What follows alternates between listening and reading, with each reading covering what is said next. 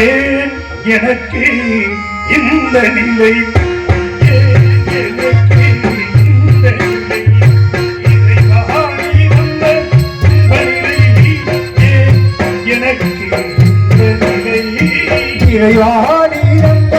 துன்பநிலை ஏன் எனக்கு இந்த நிலை